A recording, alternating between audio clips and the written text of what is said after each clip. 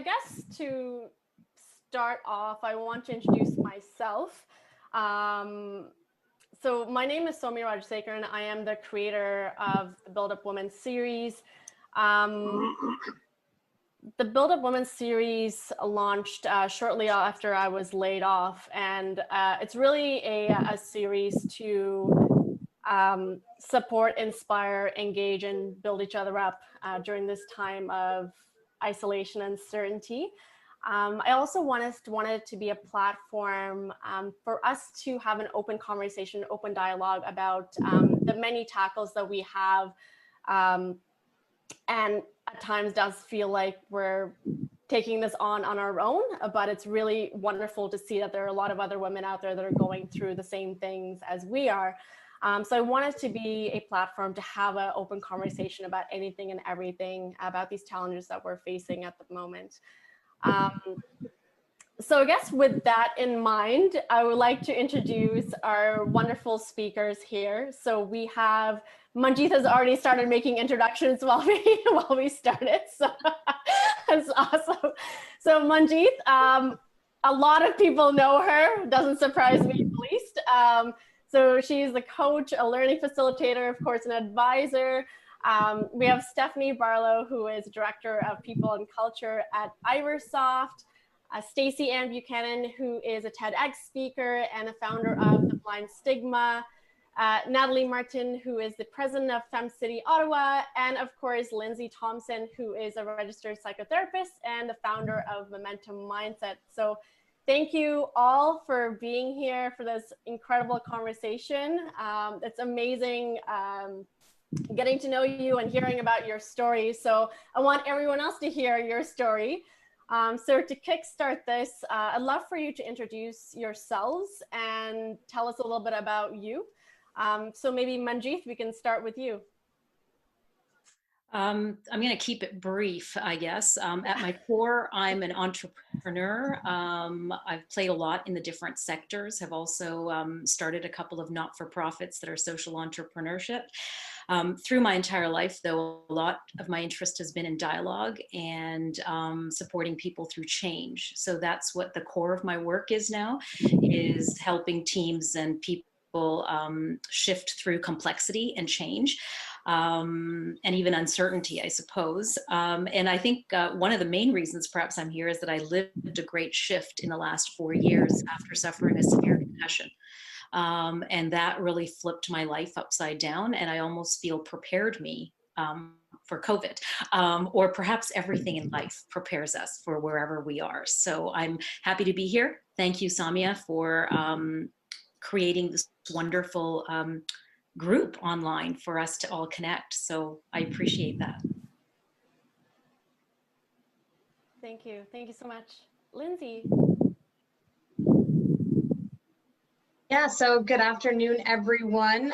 Thank you for that introduction. So I'll talk a little bit about work and personal. So in my work, I specialize in cognitive behavior therapy, working with individual adults, and I work primarily with a variety of mood and anxiety disorders.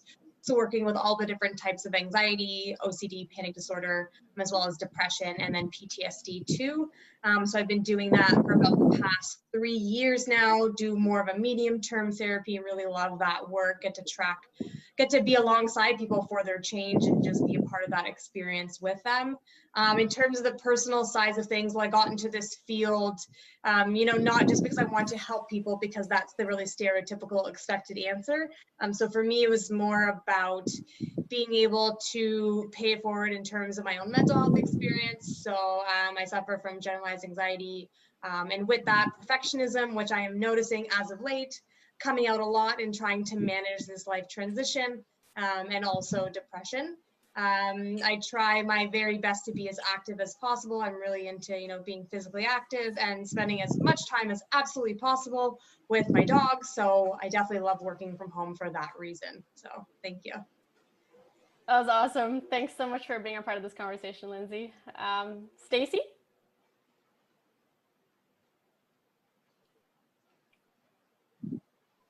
Sorry, I had to unmute myself. No. Hi, everyone. I'm Stacey Ann Buchanan. Where do I start? Okay, so I started like an actress. pivoted from an actress. I decided to become a filmmaker, mental health advocate, and speaker. So my journey started with me moving from Toronto to Vancouver to pursue my acting career. I gave myself 6 months to be as successful as Halle Berry. When that wasn't happening, I noticed that I started getting anxiety, and I got really, really ill with my anxiety. I was then told to come back home to Toronto.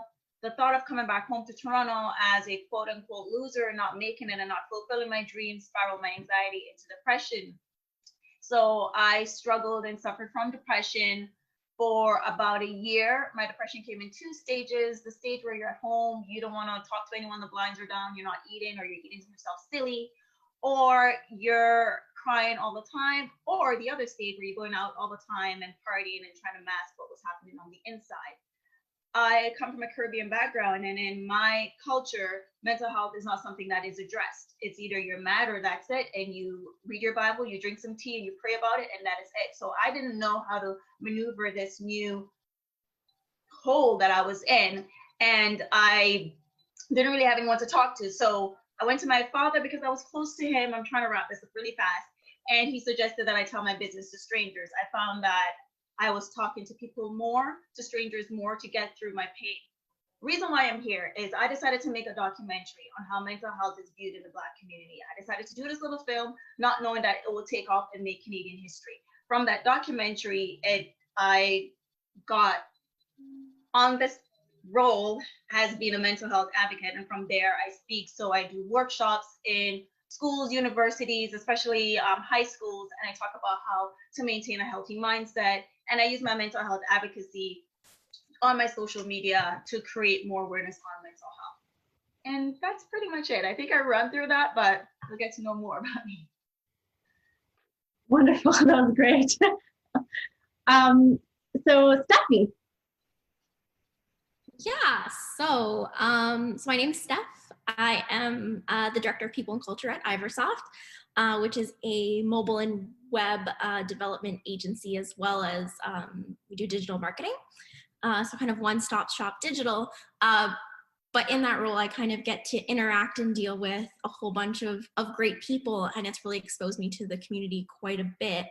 And it's kind of making me realize that we have this great power to kind of leverage our positions to have these great conversations. So I think when I first started talking to someone, I was like, yeah, this is fantastic. As someone who suffers with depression, anxiety, and PTSD, I go through a lot of rituals every day, and was getting a little tired of people not talking about it. And so just really happy to be here, and get to share a little bit about my experience and my stories with everyone here.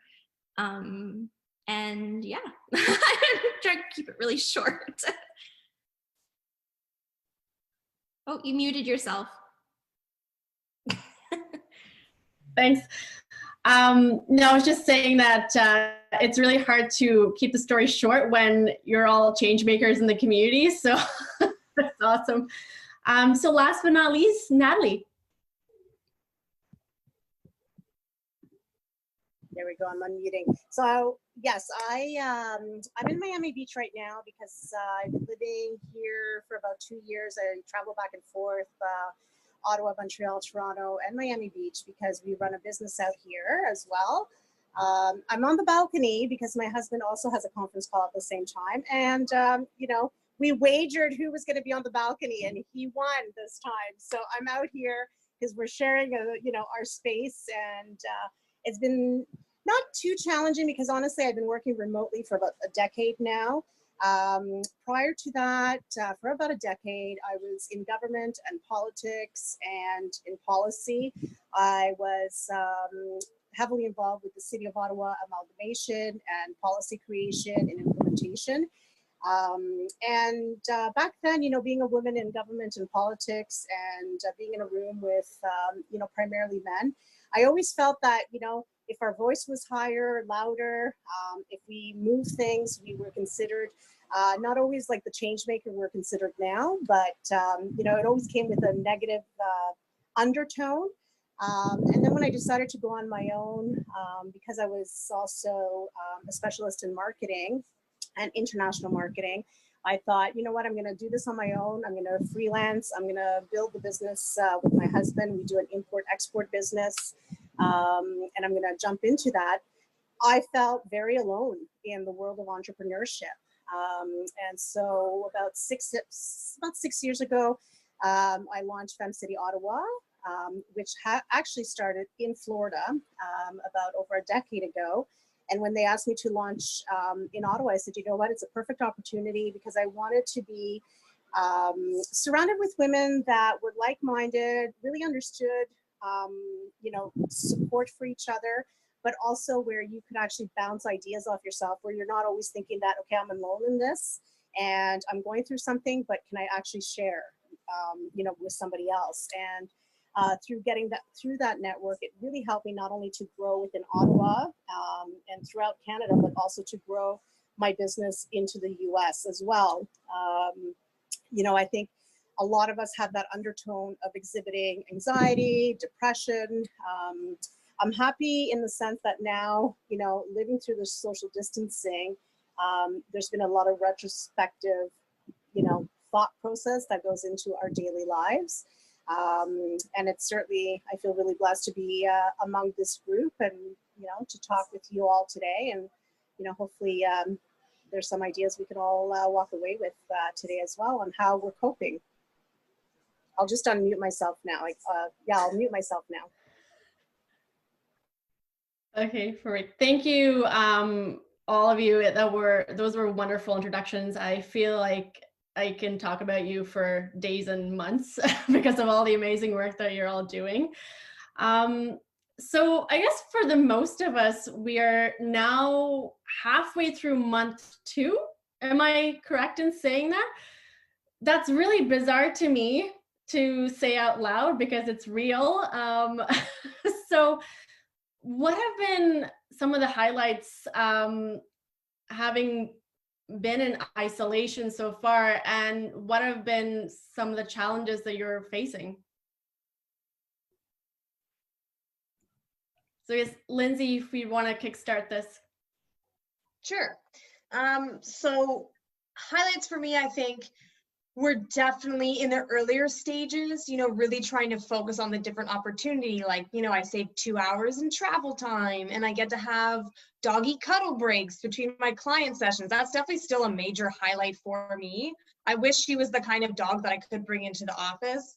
She's too highly anxious for that, so that wouldn't be possible. But maybe I know Steph does have 2 dogs that she's able to bring in, so I'm definitely jealous of her.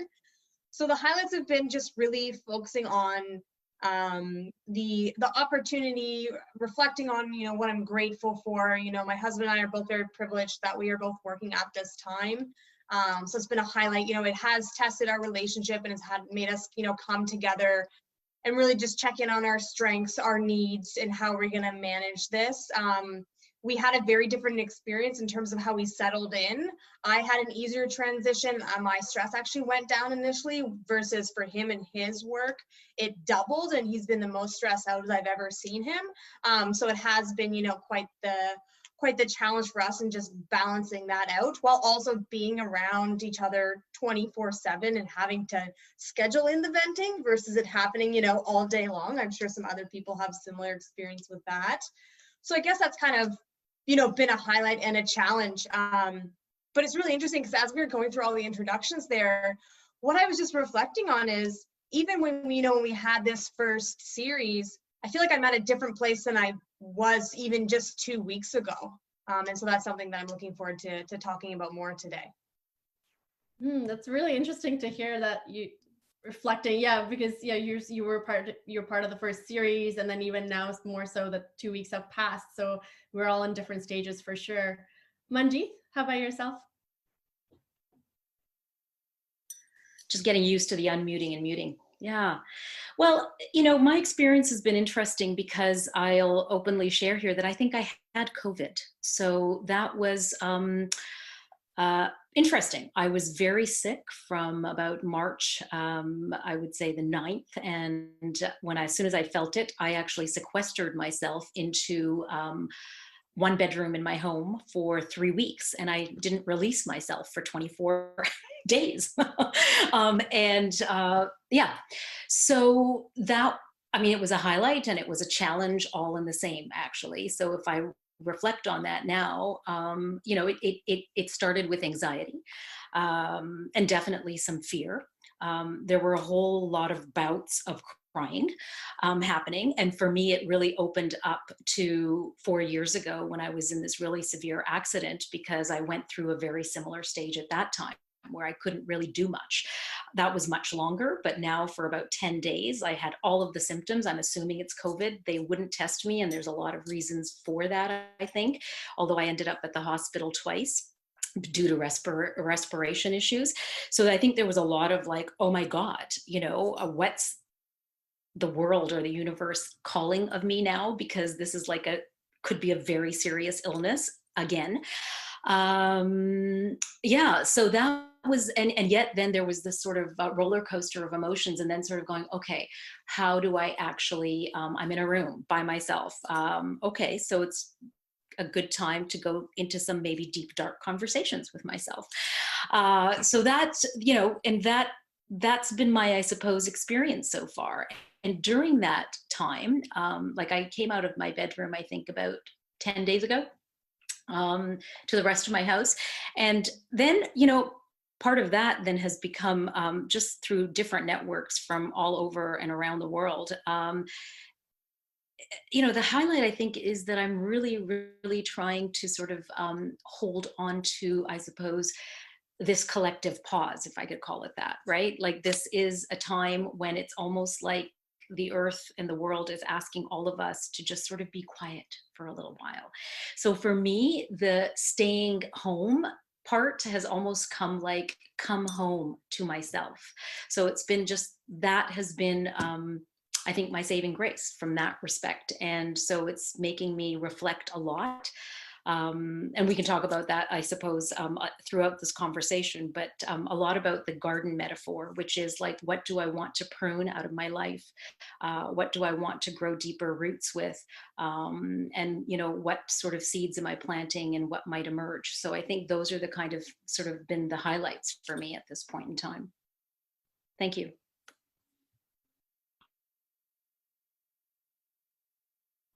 Stacy.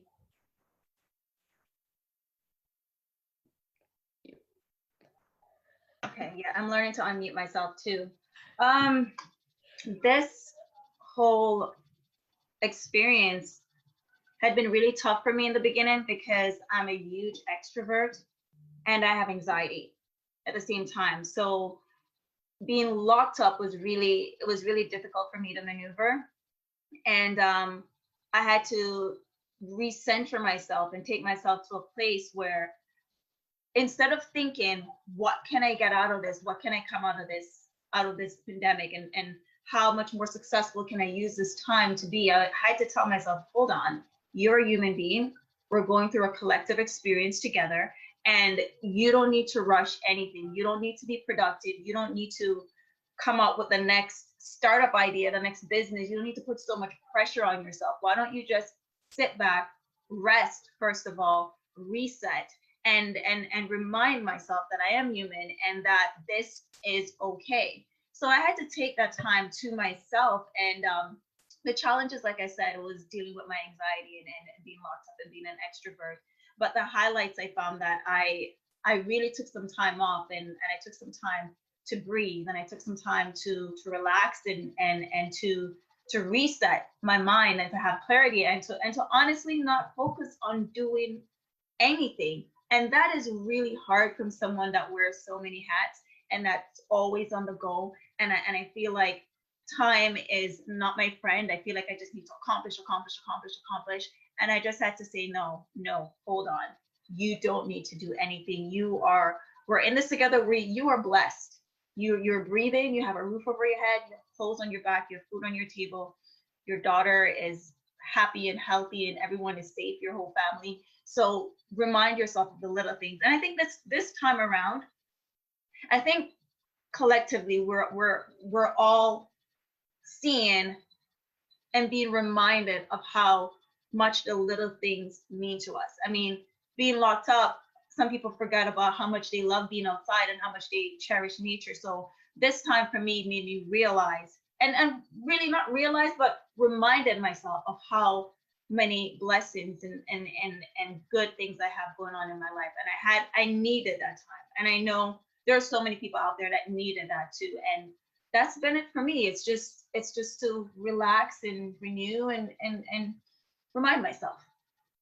Yeah. Yeah, definitely what you mentioned about go, go, go versus allowing yourself to slow down a little bit really resonated with me. Certainly the same as far as being an extrovert. I have so many things on the go, but now I feel certainly this time has allowed me to take a step back and do a lot of reflecting for sure. So thank you for sharing that. Steph? Yeah, so I can't believe this is week 6 of social distancing. And like Lindsay said, I can't believe the last panel was only 2 weeks ago. It feels so much longer, but yeah, it's only been 2 weeks, and I feel like even a lot has changed in those 2 weeks. I find like the lowlights are like you have to like almost take a step and not get frustrated at the little things that used to be easy before. It was like I needed like it was something silly like a screw or a hook, and something that normally I'd just be able to nip out to the hardware store and grab, and it would be like a 10-minute errand, is now this whole like online order, curbside pickup like process.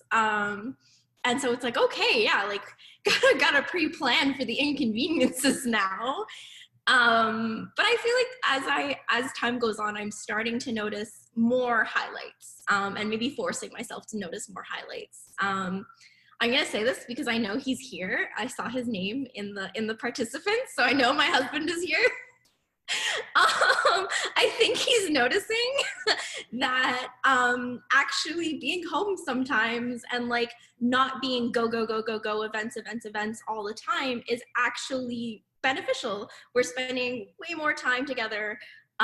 We aren't just work 100% of the time, and we're actually having a lot of fun just like hanging out and finding fun things to do together. So I feel like as like a couple we've really reconnected lately.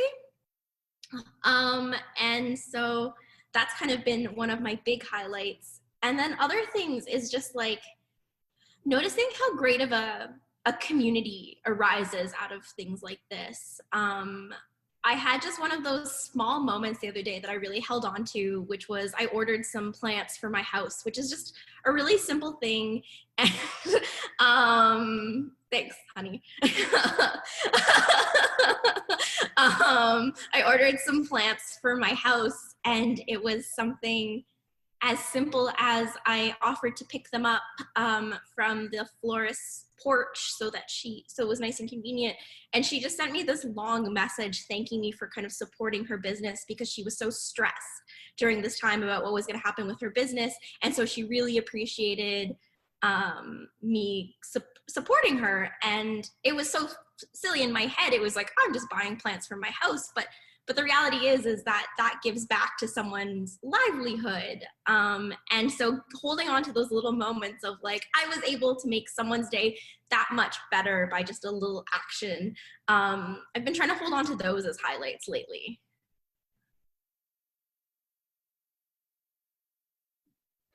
That's great. And thanks, Graham, for the shout out. Steph. Natalie? Oh, mute. Got on mute. Oh, there we go. There we go.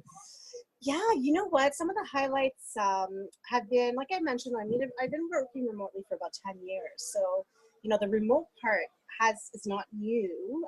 Certainly working, not having access to my office space and co-working space, not going to events, you know, all that kind of shifted my mindset, because, you know, every week you kind of begin with this new mindset of what's coming up and what you're planning for.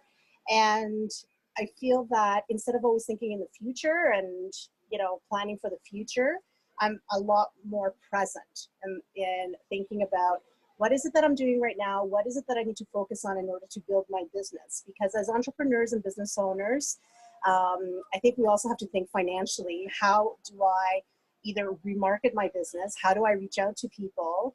And how do I reinvent myself in a very short period of time? And I feel that one of the highlights has been that I've taken that time to actually be a lot more present in my business. Instead of always thinking about the future and planning, 3 or 4 steps ahead of time, I'm super present. So I'm super appreciative that I can shift that mindset in a fairly short period of time. And the other thing I've really noticed is that, kindness with other people as well. I think we do tend to see sort of the bad news, but I think there's a lot more good news out there.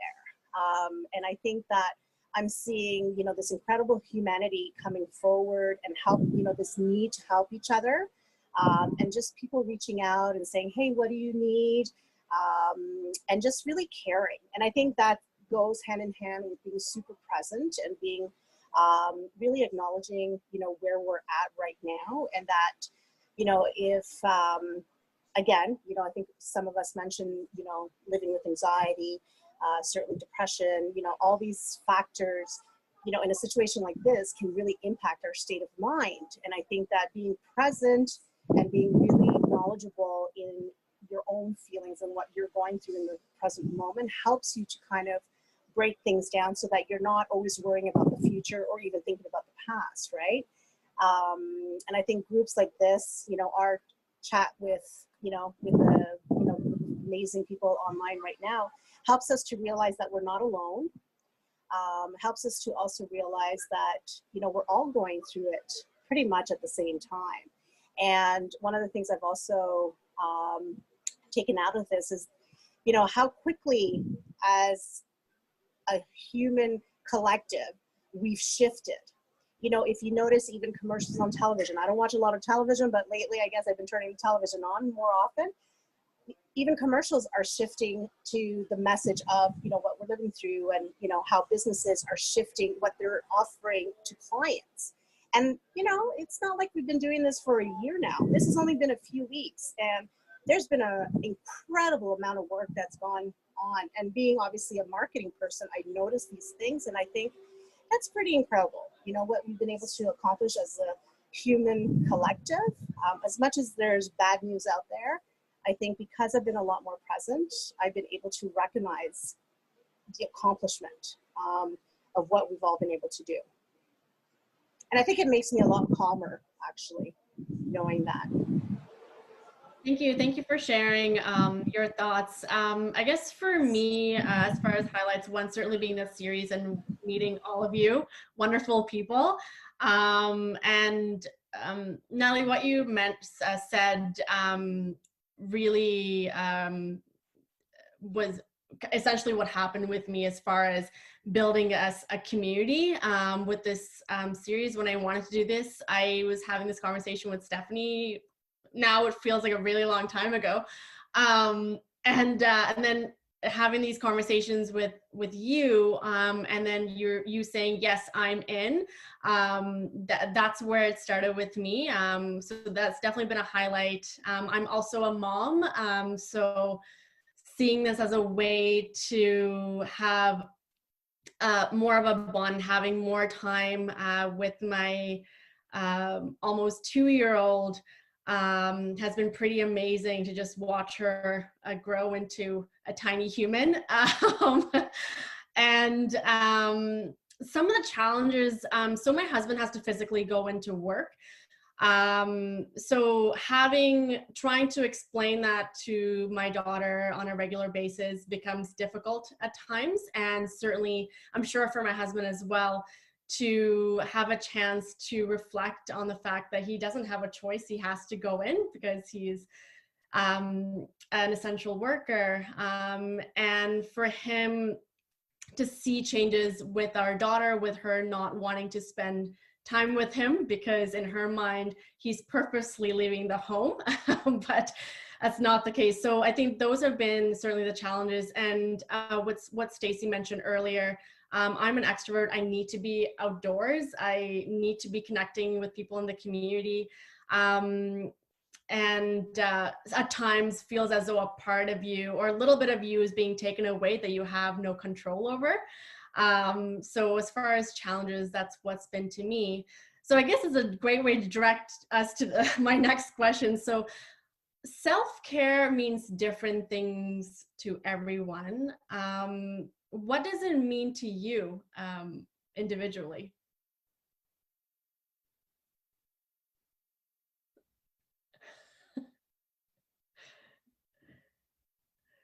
So I can get started. sure, yeah. I thought you were just gonna tell us like you, then you, then Just you. wanted to then see you. you. Who would want to be like, let me do it. Yeah. We're all so polite.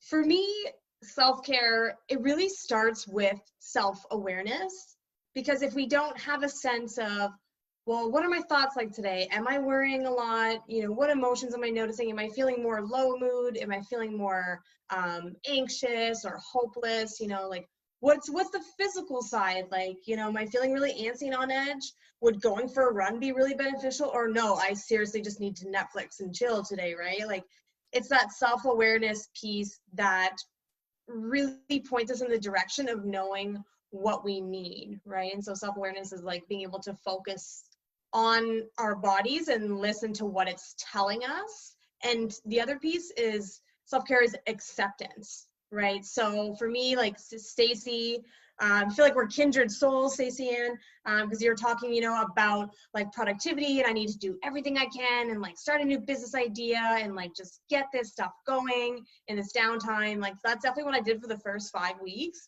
but that is not sustainable, right? So practicing acceptance around like it's okay to slow down, it's okay to binge watch all of Tiger King or whatever your dirty pleasure, you know, your guilty pleasure is, right? And just, yeah, going with it and going with the flow. Did you actually watch Tiger King? Yeah, once you start you can't stop. You have to keep going. It's like an addiction. Yeah. Carol killed her husband. It happened. Manjeet, what does it mean to you? Yeah, I was going to pick up on what Lindsay was saying, because I think we're also on the same wavelength there too. I think of self-care, you know, yeah, there's so many levels, right? There's a way, I guess there's the how of doing self-care, and then there's sort of that in the how, what is it that I'm really trying to do? So for me, self-care is taking care of the inner space. So I think that that's very similar to what Lindsay's saying. We're expressing it perhaps differently. But yeah, because there's this, and especially, I think that's true always, but I think it's very much true during this time of sort of unprecedented, like uncertainty, anxiety, and all of the emotions, right? So what's happening? I can't control the outside. Well, we control very little of the outside, I think is what we're realizing with this pandemic. And then therefore, what I do control is sort of where I sit, you know, and where I am. And that is that inner spaciousness. So, you know, I would link it to the metaphor of those of you who are sciencey. I'm not very, but I follow it a little bit, but like quantum physics, right? So they talk about, like in quantum physics, there's a space between the atoms.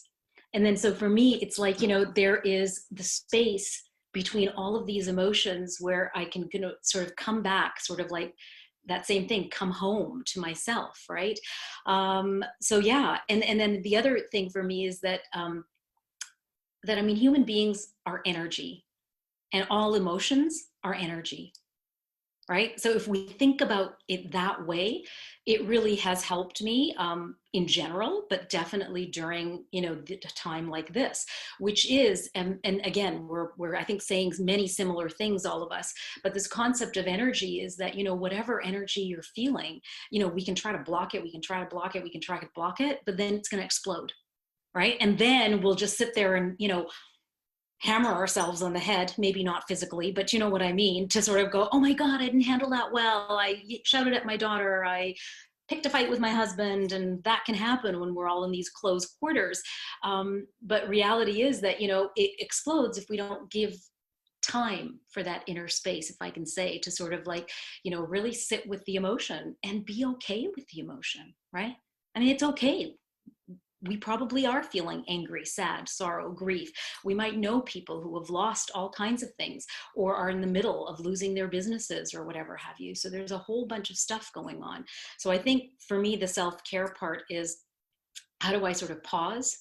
How do I relax and breathe and then open up to what is, so that I can actually really be grounded in and really sort of have more choice available to myself.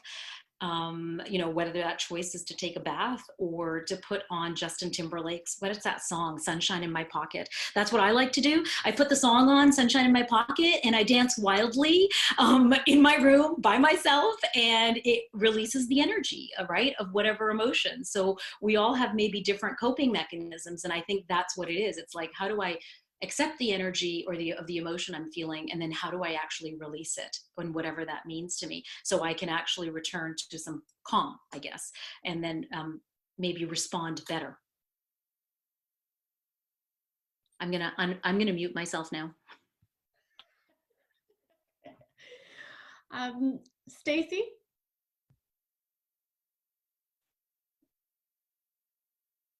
Okay, I'll mute myself. So just to piggyback off what Lindsay said, self-care is my overall health. And I look at my health like this. It's in a bubble, and the bubble is my spiritual health. And in that bubble is my mental, my emotional, and my physical health. So taking care of my mental health is my state of well-being, and I have to really take the time to really ground myself. And in the first couple of weeks, I wasn't doing that, and it was a mess. Okay. After learning to ground myself, I then in my mental health, I then turned to my emotional health, and my emotional health is the pinnacle, or rather, it's a huge pull that stems from my emotional intelligence, and for me to how I can communicate with my partner, with my baby, with my mom that's here, with my family members, even if I call them, right? Because once my mental health is at peace, then I can emotionally, and I can speak. My words can come out, and they're not jumbled up. I know what I'm saying because I make sure that I tap into my emotional intelligence. And then after is my physical health. I put my physical health last because that's the only, I feel like when everything else is connected and everything is put into this dot, then I'm able to exercise, to do whatever I need to do. So self-care really begins overall with our health. And everything that Manjeet said, did I say your name correctly? I hope I said it correctly. And Lindsay said, I piggyback off of it because you ladies are absolute right. And anytime, I just want to say, anytime you see me put my head down, I'm taking notes because you're all incredible. I am taking notes from you guys. So I have my pen and I'm taking notes. Okay, so thank you. Yeah, I think just to kind of touch base from where Stacy had mentioned. So I think for me, I finally realized that I'm going to have moments where I'm going to cry. It's coming out and I'm just going to let it happen. And it's just going to be okay because I feel like controlling it and just trying to put on a face just for the sake of doing it, I don't see it as a sign of weakness whatsoever. And just letting go, and just, as Manjeet mentioned, just letting yourself feel what you're feeling. I think it's so important, especially now. So thank you for sharing that. Steph? Yeah, so really just amazing points all around. But I think I always see it as we talk so much about work and like pushing ourselves and putting out this like great exterior, and we have to work really hard and because we need to make this like investment in our lives. And I think one of the big things about self-care is that you really need to take a moment to invest in yourself. At the end of the day, I know I struggled with this for a while, and I know that I'm not the only person out there that has, is that idea that like I struggle a lot with self-worth. Like what am I actually worth as a human? Does it matter if I'm here? Does it matter if I disappeared tomorrow? Would anyone notice? Would anyone care? And I know everyone goes through those motions. And I'm not ashamed to say that I struggle with it a lot. And so I think whenever I try to think about mental health, I'm just like, okay, it's taking that step back and realizing that like, no, I do have worth. And I need to appreciate that worth by investing in myself. Just like you would invest in a new business or a startup or house, you need to also invest in yourself to see returns. Because investing in yourself, you get to see you do get that ROI, that return on investment. You get to see that better mental health, that better physical health, that better emotional health. But you need to make the investment to see the returns. Without that, then you're just going to kind of keep going down the spiral. Yeah, thanks for sharing that, Steph. I'm definitely guilty of not having that. And it's really hard though, because there are a lot of moving pieces, and it's really difficult, I think, sometimes to just put ourselves first, because there are a lot of moving pieces, and we are in that go, go, go mode. So, Natalie. Sure. Self-care it's a very precarious word, because I think that as a business owner, my business is like a newborn baby. I've been at it for 10 years and it's still a newborn. I take care of it 24/7. I think about it 24/7. I don't want to let it go. It's, I have to nurture it. If I don't nurture it, I don't build it, right? So the self-care comes with not necessarily taking time for myself, but looking at, what does my lifestyle look like? One, I have to give myself permission to say, okay, so I might shift the conversation a little bit from a different perspective, but give myself permission that, yeah, there are times when I won't have any balance in my life. And you know what? I am going to be working a 20-hour day, maybe for the next 5 weeks, because I have this huge project and I need to get it done and I need to deliver. But then my lifestyle will then enable me, so hence why I live in Miami Beach, half of the year. My lifestyle would then enable me to maybe take a week off where I can relax, go surfing, go, doing that aspect. So for me, my self-care came with making decisions within my lifestyle that enabled me to be, I'm full on, but then I can turn off. So that was a big thing. A second aspect with self-care, I think, was learning to say no. I've been, like I said, the first 10 years of my career, I was in politics and government. So I felt that you had to be in everything. Talk to any politician on the Hill right now, and, they don't have a lot of downtime. They're go, go, go. And I think that at one point you have to learn to say no. And the first time you say it, you're going to feel guilty. The second time, you're going to have like a big case of FOMO. Oh my God, I'm missing out. What's going on? By the third or fourth time that you say no, you're like, you know what? I'm totally fine with that.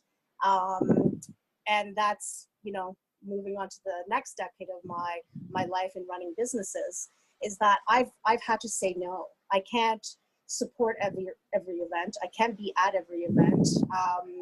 I can't be involved with every fundraising event. I can't be involved with every startup. So by saying no, I've actually taken care of myself, which then in turn, because I'm the only one responsible for my business, it takes care of my business. And I think the third aspect with self-care was really looking not only internally and, within myself, but externally, who was I surrounded with?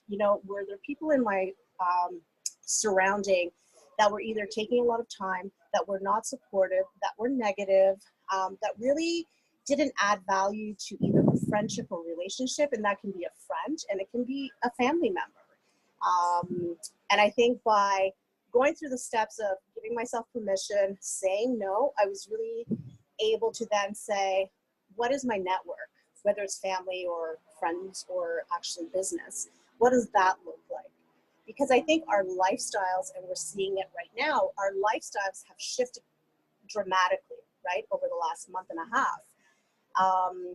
A lot of our self-care is or a lot of the stress that we put on ourselves, I think we can agree that is self-induced. Why are we pushing our schedules, to the brim? Why are we commuting 4 hours to go to an office, to a job perhaps that we don't like? Why are we hanging out with people that we stress about hanging out with? So I think that's part of the self-care, not only about taking care of yourself, but the mental, I think it's the noise, right? That doesn't bring any value to you. It It takes a long time to do it. You know, I've been at it for a long time, but I think the more you exercise it, the more you give yourself permission to not feel guilty about saying no, the better you'll get at it. And you'll see better success. Not only will you increase your productivity in whatever you're doing, I'm not saying this just as an entrepreneur, but you're gonna see, you know, better gratitude for where you're at. You're actually gonna recognize, you know, where you're at, how you are in your present life. But you'll see that your lifestyle shifts as well. Once you start getting rid of that noise that you feel perhaps obliged, you know, to have in your life. So for me, self-care, you know, has a lot of layers. It takes a lot of work, but it also takes a lot of discipline. Thanks for sharing that, Natalie, and thanks for saying yes to me. I really appreciate it. So I guess this is a great thing. So I'll be very honest. So speaking for myself, I've always, most of the time, put myself last in my list of priorities. I have found it very difficult and sometimes even guilty because there's always something to do that I feel as though I need to get it done. So with that in mind, how can we change our mindset? Where do I start, and what is a good step? What could that even look like? So anyone who wants to chime into that. I can start. Sure. So for me, that is something, so to provide some context, let's say when I was starting off, you know, in my role as a psychotherapist, that's when it kind of really hit home, like, okay, I've gone to school all this time to be in this role, that it was like a, oh shit kind of moment, excuse my language, of like, oh, I'm actually doing this full time now, and like, I'm gonna listen to people talk about their problems for like at least 15 hours a week. And so I got to the point where like, okay, no, like I need to make self-care, you know, and all the different layers that we've all been talking about, a part of my life in terms of lifestyle, who I surround my people, who I surround myself with, things like that. So I would say in terms of coming from, you know, a perspective of like the behavioral work that I do with my clients, the fastest way to see that change is to just do it, to not overthink it, to just say, okay, today I'm going to take this 20 minutes for a bubble bath, even if the kids are screaming, running around the house, or I don't know, maybe that's like an ill-informed decision depending on their age. I don't have kids, that isn't completely obvious by this point. But just as an example, right? Like just scheduling it in there, even if it makes you feel anxious, even if it feels wrong or uncomfortable, or even if you feel guilty, you know, just as Natalie was talking about in terms of saying no, like that will change over time, right? Like that's the biggest thing that I focus on in my new business that I'm working on, is seeing the change that you want in your life by focusing on those behaviors, right? Because it's like a form of exposure work. It's like an experiment with just starting with changing that behavior to see how it changes how you feel or how you think about it. And the more that you practice it, the easier it will get. That's it.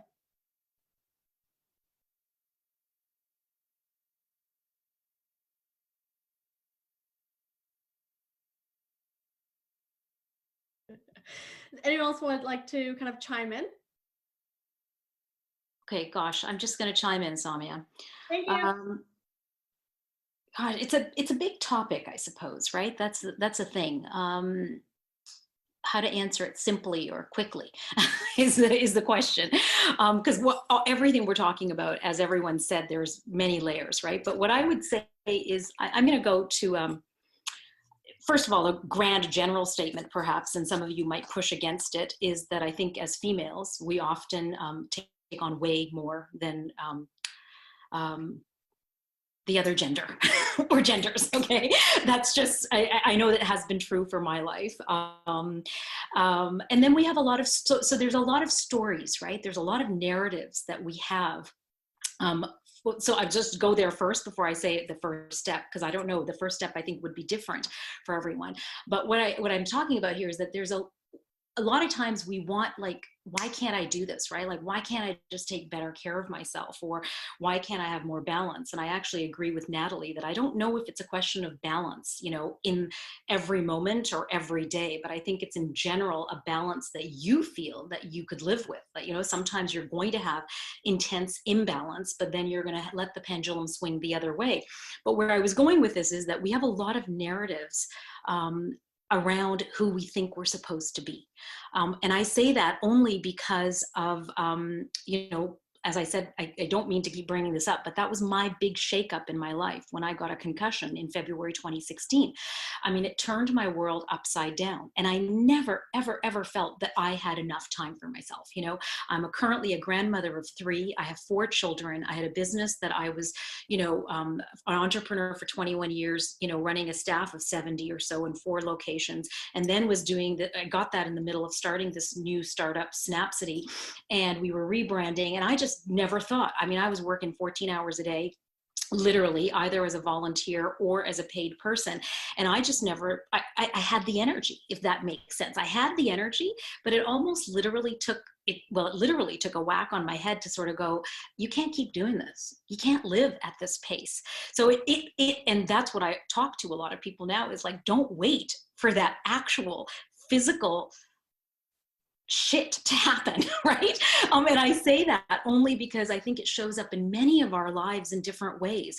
I mean, anxiety, stress, overwork. You know, I got the actual hit to my head, but I think it was literally, I needed it because I wasn't listening to any of the other signs. So I guess what I'm talking about here is that, you know, we are an embodiment of so many stories.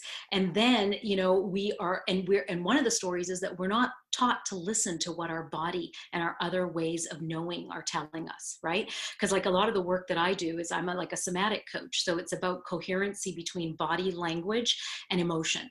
All right. And until we embody that, so we can tell ourselves, I need to take care of myself, but we've got to do some other work to actually, you know, really know what are the signals my body says. When is my gut constricted? When are my hips kind of frozen? When does my breathing get shallow in my chest? You know, what are these other signs that tell me, whoa, you know what? I need to like stop right now so I can actually feel some expansion in my life and inside. Anyways, big topics again. But I think that's what it is. So I think that the first step is literally like carve out some stuff. I say, because it took me a long time. I wanted to learn how to meditate. It'd been on my to-do list as a AAA personality, you know, for 10 years. And guess what? Now I meditate every single day. Sometimes I meditate 5 times a day. And I know that the word meditate is a big word. So that's why, you know, people go, I can't do that. I can't not think. Well, you're always going to think. The question is just to like, you know, take a few moments, like even in the middle of your day when you're feeling constriction, just, you know, go take a walk. Let it be your walking meditation. Who cares what the word meditation means? So to me, I think that the first step is just create some silence for yourself. That was my biggest lesson in the last 4 years. I did not create enough space to create silence. So, and that's what I do. I create silence. I write. I have something called morning pages. I write for as long as my ideas keep flowing, and it's just about whatever. And even start a gratitude practice. I know everyone talks about it, but just one thing that you could actually say thank you for in the morning. And I also start my day by saying, what will I be delighted by today? And at the end of the day, I finish with something that I was delighted by. And it's crazy, but it creates your mind shift. And to me, that is actually a self-care practice. It's as simple as that. You know, it could be as simple as that. And you'll find your own moments, you know, or it's, I've got a candle burning in the back. That's a self-care moment. It smells like lavender and patchouli right now. Anyways, so there's some tips, I suppose, or some first steps. They'll be different for each one. Amazing things. I was also like Stacy writing down things. So thank you for that.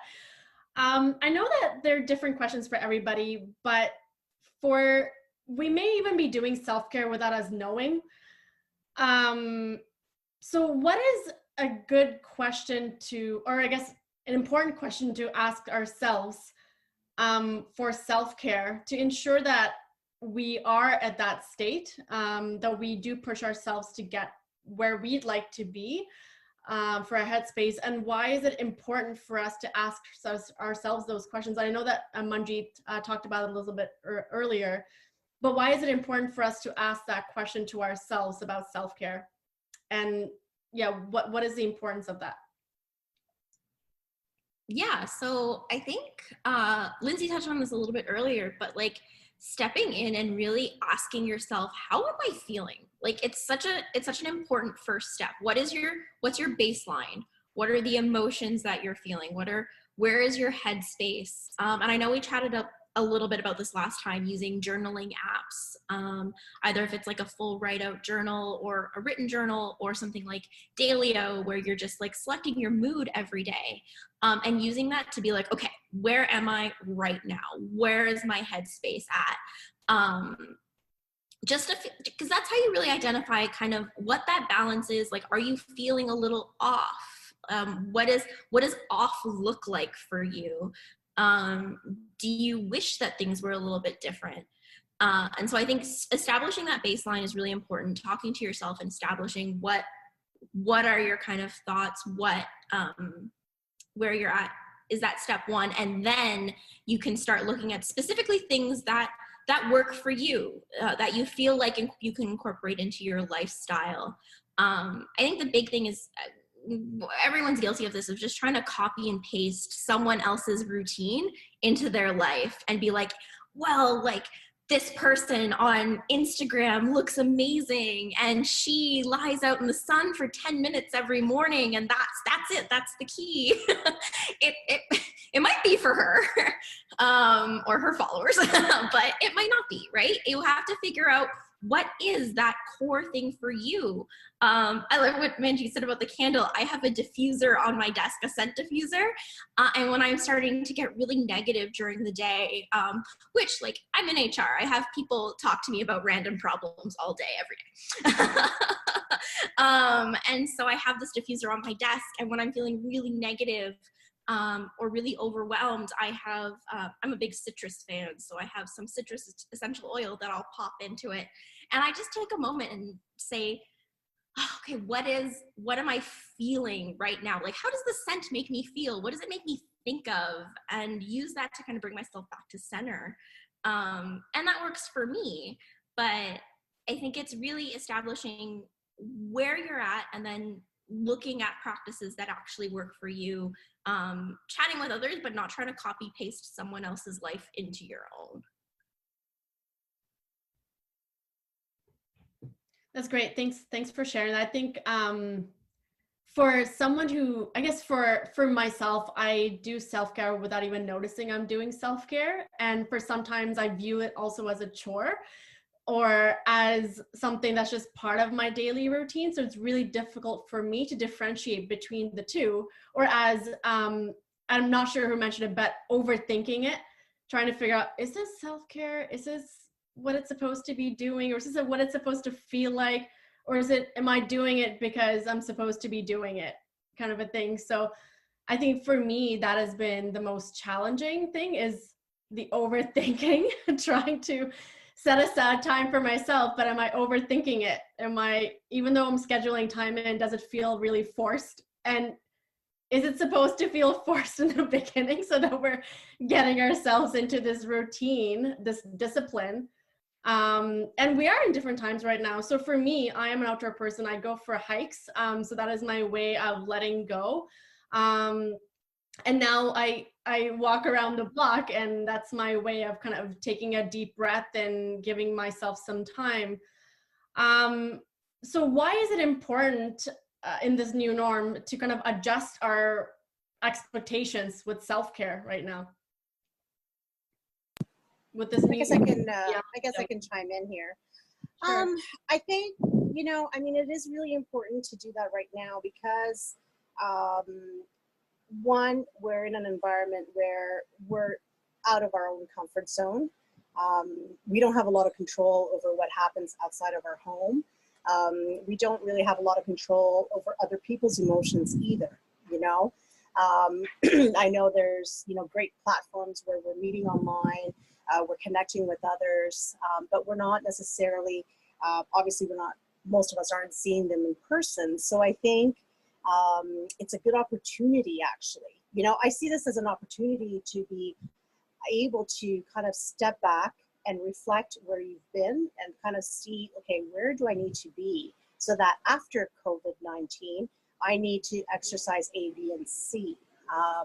I think it's also really important to set expectations that are realistic. How many of us have set such high expectations and only feel disappointed, you know, not only throughout obviously this COVID, but over our lifetime, where we set these expectations either because of, you know, we compare ourselves to others, or we feel that we need to achieve a certain goal, and then we don't achieve it, and then we're disappointed, you know. So I think one of the things we don't want to feel is that feeling of disappointment. I think it's okay to be realistic with what we need to do for ourselves. And shout out to all the moms out there, you know, that have kids at home right now. I mean, I'm an empty nester. My kids are 22 and 26. So, you know, my reality is quite different, but I know what my reality would have been if my kids were at home. So I think that's why, you know, our expectation is, you know what, if, you know, you get your kids to eat their lunch today and you send out a few emails and that was the only thing you were able to do, and I say only, but if that was you know, that was your day today, and then, you know, you're able to have a shower, hey, good for you, right? If the next day you rocked it and you made the muffins and you exercised and the kids, you know, did a huge science experiment, right on, right? But I think that, you know, every day is going to look different. And I think that's what, you know, we have to be comfortable in that uncomfortable expectation that every day is going to be different. And whether we're living alone, whether we have partners, whether we have to take care of, you know, an older family member, I think our realities are all very different. And obviously, most of us are trying to either manage our business or careers at the same time. We only can do as much as we can do. And you know what, at the end of the day, we're all here right now on this video call. So, you know, we're doing okay. You know, we're able to manage this time. I think, you know, part of our self-care today was getting on this call, you know, taking this time at 4 o'clock to join. Because how many virtual calls have you been scheduled to, you know, join over the last couple of weeks where you're like, no, I can't do it. Something else came up. Oh, I'm going to cancel. Hey, you know what? We made it here. So today's that check mark where, hey, you know what? We made it today. So we really have to just be able to take it a day at a time. I think right now, that is the key. Yeah, for me, sometimes I have to take it 1 hour at a time because of my 2-year-old. Exactly. Kudos to you. Can't imagine. And Stacy. So I'm just looking at the time. It is 5:11. Yeah, so we went a little bit over time because we started a little bit late. So I would like to open it to everyone who is still with us online to chime in and ask any question that you may have for our speakers, or any comments or anything that you'd like to share with us. Oh, wait, I'll unmute you all. Hold on a second.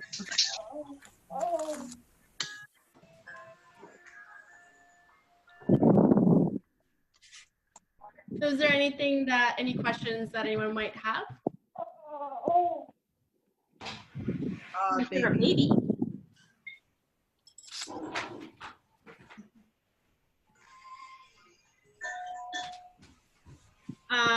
So if you do have any questions, just feel free to send them to me either on the chat box. I can forward them to our speakers.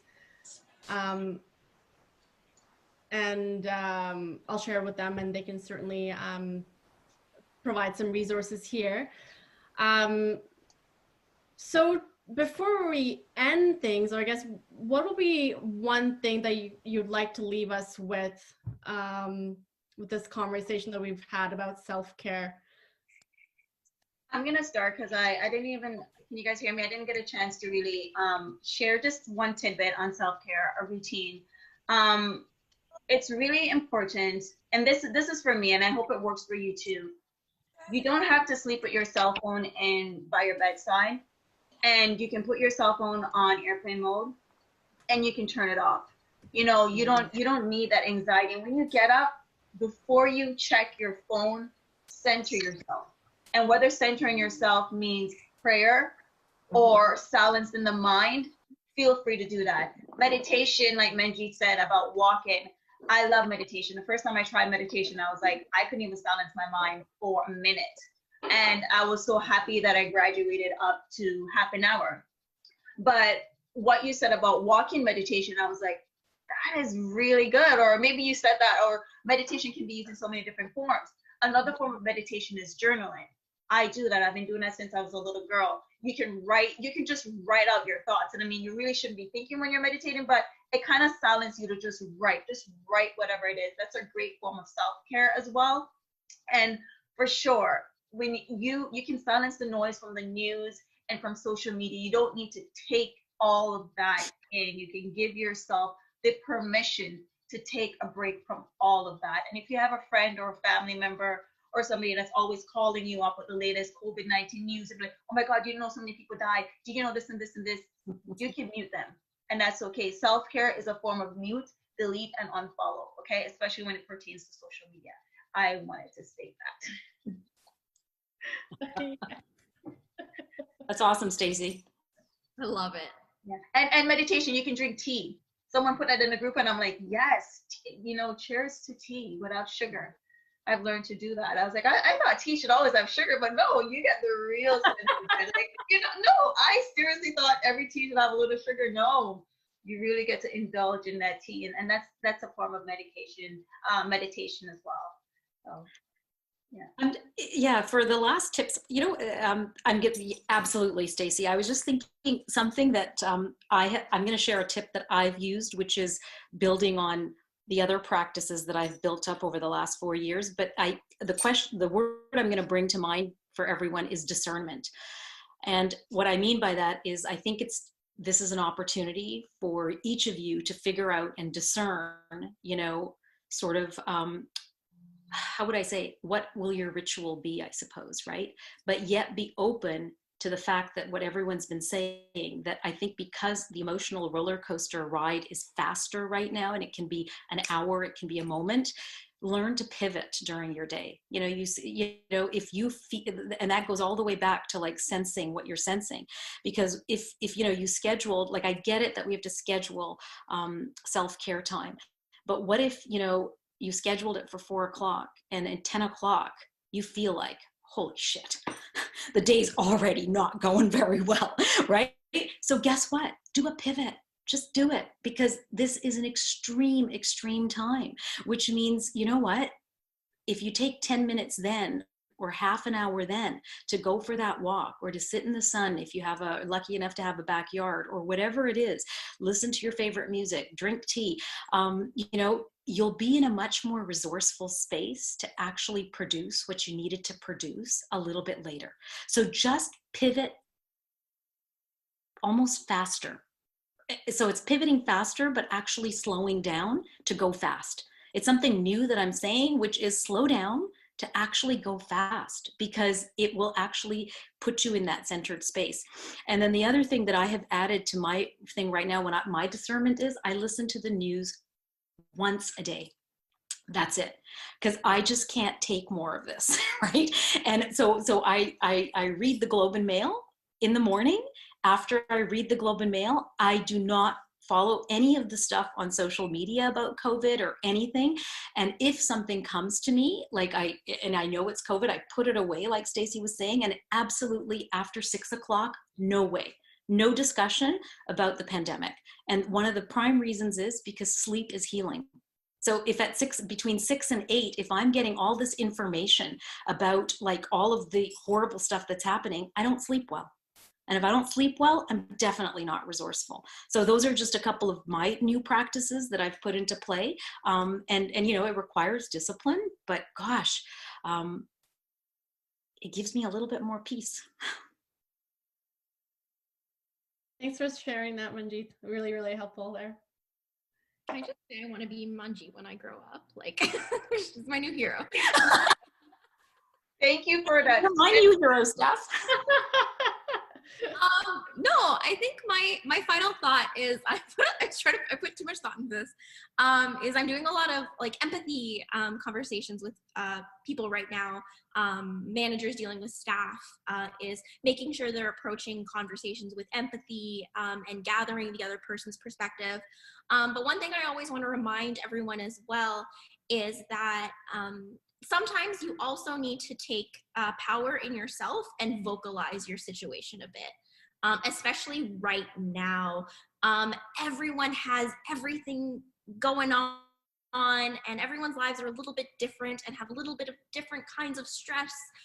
Some of us, yeah, like we said, some of us are alone, some of us have kids, some of us are running or starting a business, and everyone's plate is different. And so not everyone is going to know what's on your plate. And if you're really struggling, you're going to have to make a little bit of a point, a little bit of effort sometimes just to say, hey world, I'm struggling a little bit right now, and I need some help.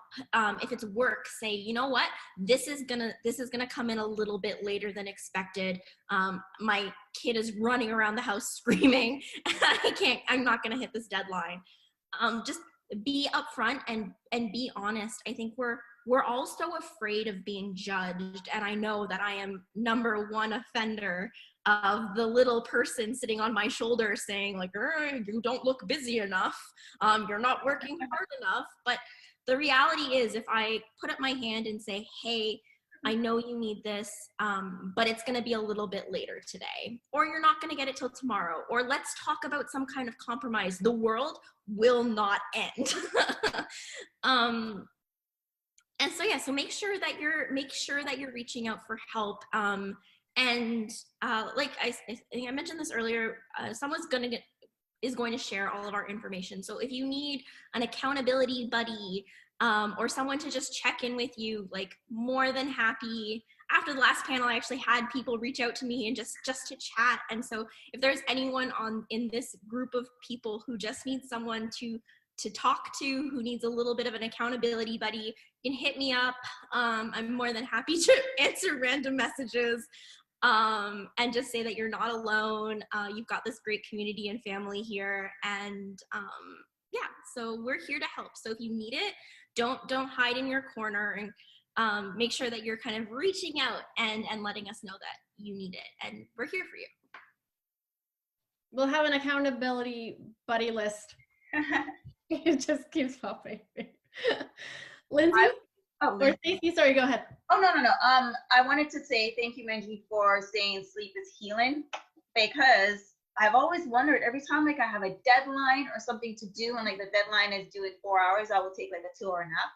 And I was just like, but then I get back up and I just feel so much better and I can power through it. And whenever I'm stressed, I always sleep. And when you said that, I'm like, oh, my body's healing itself. That's my body's way of saying, this is how you're gonna decompress, and this is how you're not going to stress about the situation. I've always wondered, why is it that I could sleep through a tornado? Whenever I'm stressed out, I just sleep. And now when you say sleep is healing, I was like, yes, I wrote that down. I wanted to leave the audience and you wonderful ladies with this quote I saw on Instagram a few weeks ago, and I just felt like it was just an attack on me, a beautiful attack, because I needed to hear that. It says, if you stress too much about something before it happens, you pretty much put yourself through it twice. And I was like, okay. It's a little personal, but I just wanted to leave that with the audience, just so you know, sometimes you just don't need to stress. Sometimes you just need to just let it go and leave everything in the hands of the universe, and everything will work out. Honestly, it all works out for the betterment of you in the long run. So, and like Steph says, you're not alone. And I would love to connect with you ladies after this.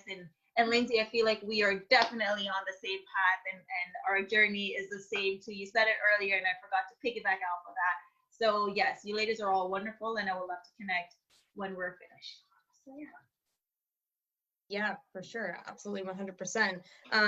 As a last piece, so one question that I would like to leave with everyone today is to think about and to reflect on, like, what am I resisting right now, or what am I avoiding?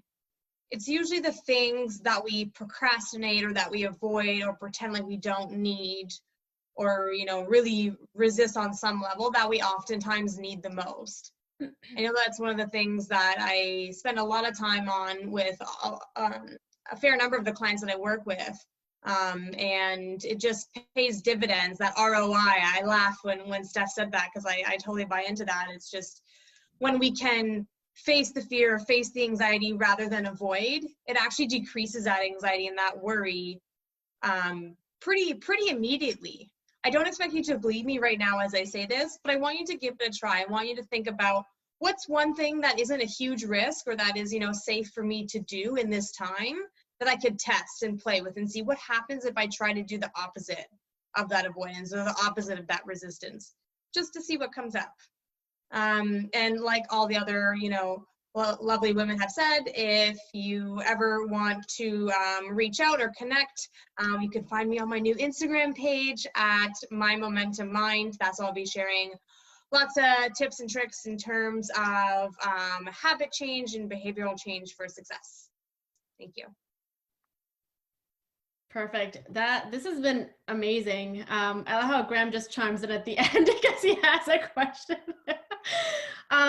So Graham has a question here. I know that we only have less than 5 minutes here. His question is, how can companies and viewers better support this and continue to spread the word about self-care? How can companies? Because we work at the same company. Okay. Yeah, Stefan. One of the best things that companies can do to support self-care is to include it in their messaging to their staff. Make sure that it is coming top down. Show it through your own actions that you are prioritizing these things. And honestly, this isn't even just for companies, for parents or anyone caring for someone as well. You're being watched. You're the example that's being set. So make sure that the example you're setting is one that prioritizes things like mental and emotional and physical health through self-care, and be that good example, that good representative. So really pushing for it within your organizations. I highly recommend. I do check-ins with staff fairly regularly just to be like, hey, how's today going? Reminding people about things like, I'm sure a lot of your organizations have EAPs or employee assistance plans in place. So make sure you're leveraging things like that. So if you just need like an on-demand counselor, I know we have it, and I know lots of organizations do as well, but they tend to be programs that are poorly advertised within organizations. So make sure you're taking advantage of those benefits. And for anyone in any kind of position within an organization that has people reporting to them, make sure that you're encouraging them to not be the crazy busy bee, and to take time for themselves, accept things coming in a little bit late or at weird hours, have those conversations, be compassionate, and find a middle ground that works, instead of just trying to impose your reality on things. But yes, thank you, Graham. Is he in the other room? Yeah, he's literally, he's on the other side of the staircase. He has my dogs contained because they like being with me over him, so they're probably whining in his office that they can hear me but can't find me. Yeah, no, thank you so much. I think definitely with how Steph ended the thing was with empathy. I think certainly having that is very, very important both ways. Has to go both ways for sure. So I've stopped saying sorry for not being available or for not being able to do things on time, because it is this new reality is that I have a child and my hours there are no hours. It's just whenever it becomes available right now. So yeah, I think certainly having some little bit of empathy can go a long way. But I guess to end things, I want to absolutely thank everybody for joining this conversation. Of course, our wonderful, amazing change makers and influencers in this space, incredibly strong and inspiring women joining this conversation. And yeah, we're all definitely going through different challenges, but I'm really happy that we came together today to address this very important topic and help support each other however we can. So thank you so much for carving out a lot of time for for being here. I really appreciate it. And of course, anyone who's joined us online, thanks so much for being a part of this conversation. So just to quickly, before we end things, as Stephanie mentioned this earlier, after our conversation, I will be sending an email to everyone with resources that I've received, along with contact information of our speakers. So if you would like to reach out to them on a personal level, definitely feel free to do so. Or if you'd like to reach out to me, feel free to do so. I'd like to learn more about what we do or what I do, let me know. Happy to have that conversation with you. So I'll end things, sorry. I was going to say, if everyone wants to, I have a lovely poem by Rumi that I was reading this morning that could be a nice ending if you want, but I'm only offering that up if people are open to it. Yes, please. Yes. I want to hear Manjeet's poem for sure. I don't know what it has about self-care, but it had a lot, it resonated with me about the energies and emotions that I was talking about. And I think for us to be able to bring emotion into the workplace is a really, really critical skill set. And that's a lot of what I'm actually trying to do and help people with. But this poem is lovely. So here, and then I pass it over to you, to Samia. This being human is a guest house. Every morning, a new arrival. A joy, a depression, a meanness. Some momentary awareness comes as an unexpected visitor. Welcome and entertain them all, even if they are a crowd of sorrows who violently sweep your house empty of its furniture. Still, treat each guest honorably. He may be clearing you out for some new delight. The dark thought, the shame, the malice, meet them at the door laughing and invite them in. Be grateful for whatever comes, because each has been sent as a guide from beyond.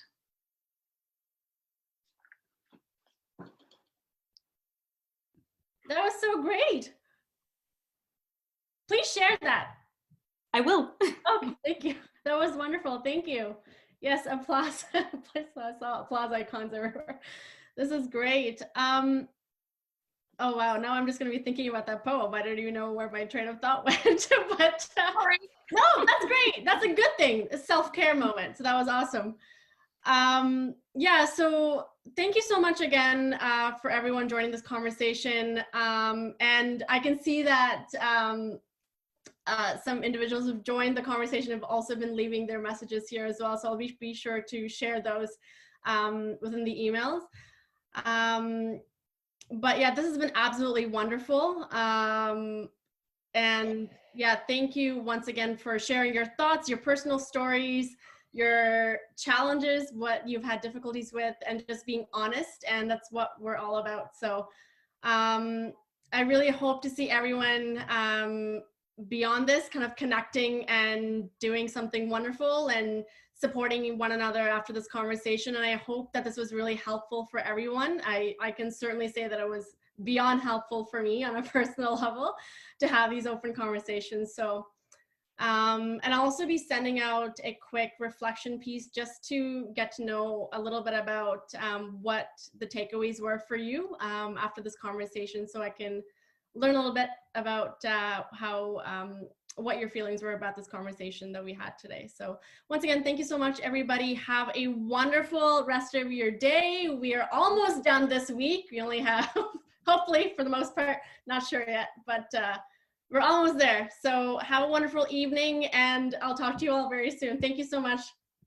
Thank you. Thanks for hosting. Thanks for hosting.